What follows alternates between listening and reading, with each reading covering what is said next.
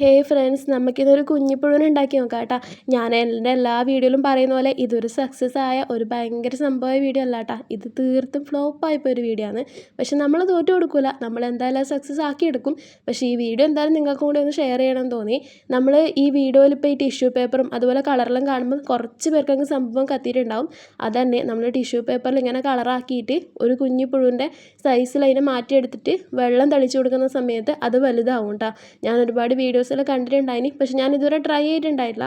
ചിലപ്പോൾ നിങ്ങളെ കുഞ്ഞിലെല്ലാം ട്രൈ ചെയ്ത് നോക്കിയ സംഭവമായിരിക്കും. നമുക്ക് എന്തായാലും അതൊന്ന് പരീക്ഷിച്ച് നോക്കാം. സംഭവം 3 സാധനം എടുക്കണ്ടു. ടിഷ്യൂ പേപ്പർ, കളറ്, വെള്ളം എന്നെല്ലാം വിചാരിച്ച് ഭയങ്കര ഈസി സംഭവം എന്നെല്ലാം വിചാരിച്ച് ഞാൻ ചെയ്തു തുടങ്ങിയ ഒരു സാധനമാണ് കേട്ടോ.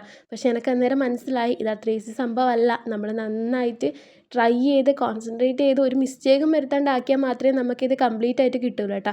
എൻ്റെ ഒരു ഓവർ കോൺഫിഡൻസ് കൊണ്ട് തന്നെ എനിക്കിത് കിട്ടിയിട്ടില്ല. പക്ഷെ നമ്മൾ തോറ്റു കൊടുക്കില്ല കേട്ടോ, നമ്മൾ ഉറപ്പായിട്ടും ഒന്നുകൂടെ ട്രൈ ചെയ്യും. ഇതെന്തായാലും ഫ്ലോപ്പ് ആയതാണെന്നും കൂടി ഈ വീഡിയോ നിങ്ങൾക്ക് കൂടി ഷെയർ ചെയ്യണമെന്ന് തോന്നി. നിങ്ങൾക്ക് ഫ്ലോപ്പ് ആകാൻ പാടില്ലല്ലോ.